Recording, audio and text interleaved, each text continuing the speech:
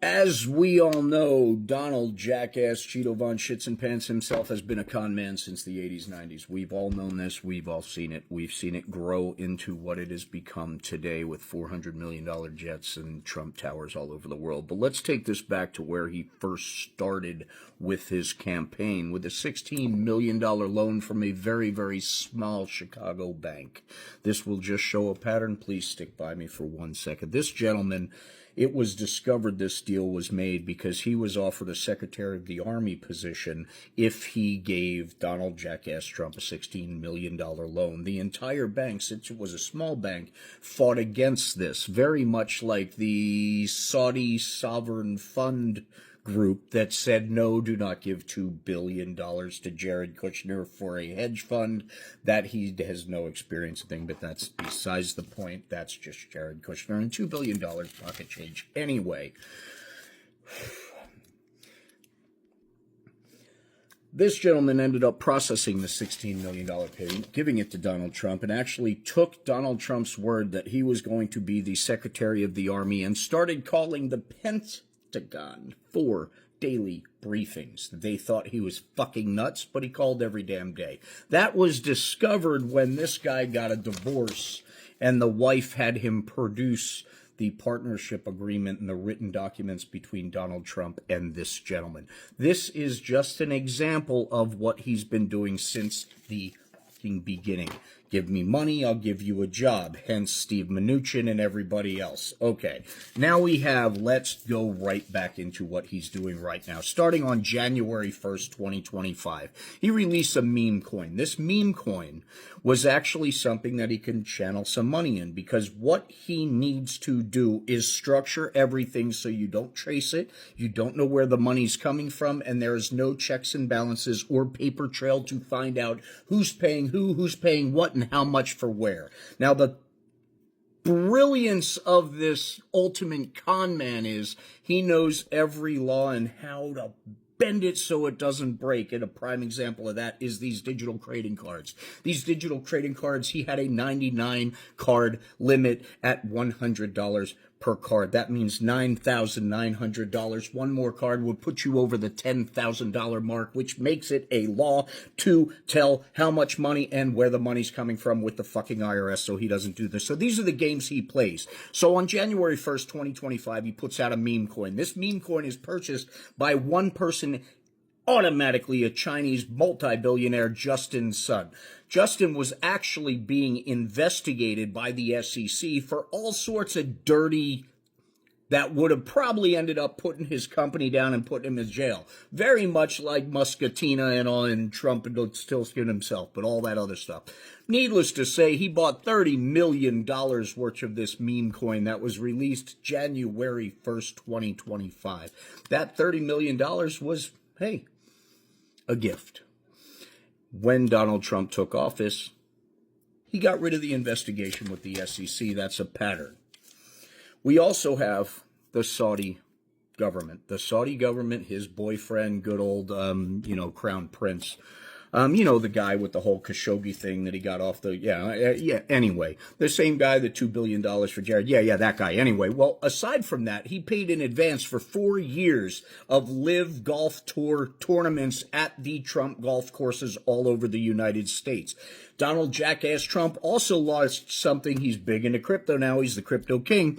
He's got the World Liberty Financial Platform, which transfers the currency of Bitcoin to cash all over the world, anonymously, of course. And of course, Abu Dhabi was one of the first couple of people to put that there. They just did a little $2 billion deal, which translated to $300 million in commissions for Donald Jackass Trump himself. Having said that,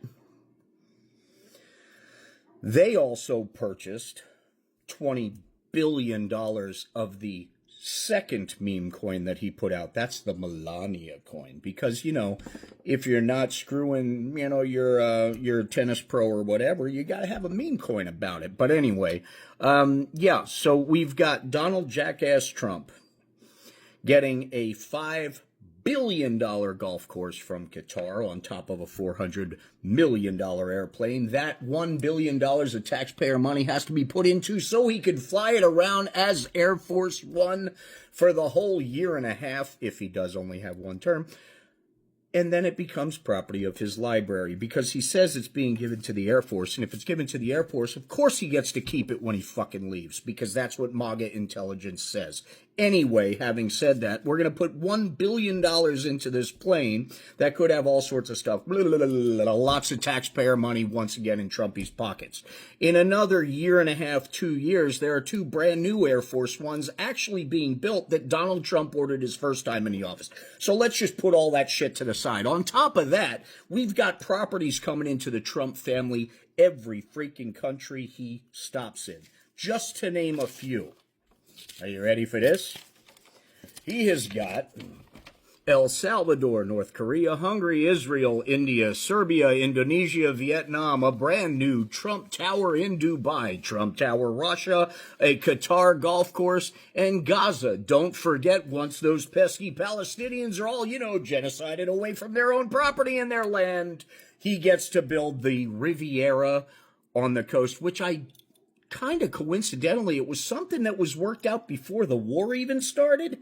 Uncle Benji, Benjamin Netanyahu, that guy who's actually the godfather of Jared fucking Kushner himself. Yeah, that dude. Well, there was already a real estate deal set up. This real estate deal was about a development on sovereign territory of another group of people. So he made a deal about it before the war started. Factor that into everything else. Having said that, now Donald Trump is doing one presser after another talking about how the United States is actually going to go in and just take Gaza.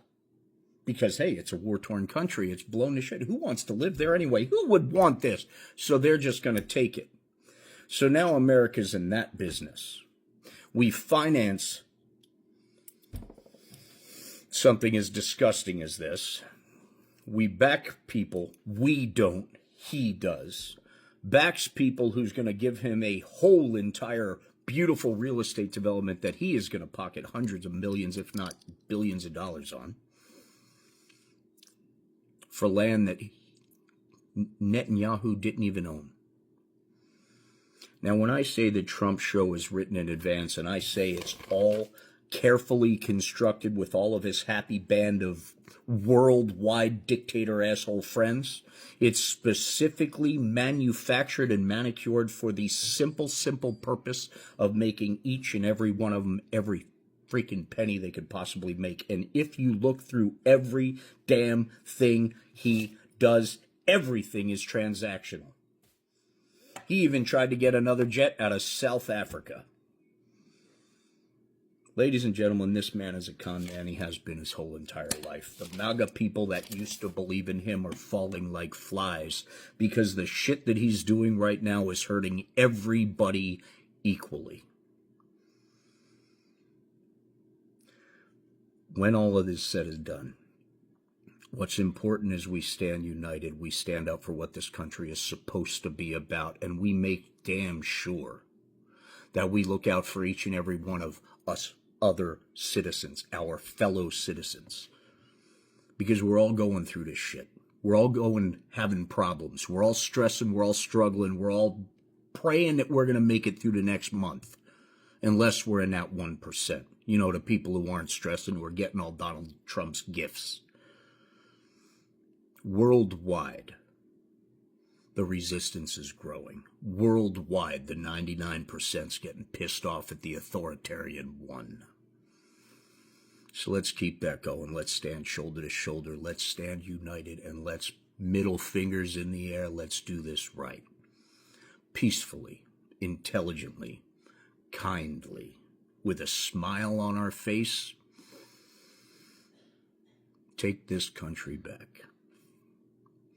This has been a grift since the 70s for him.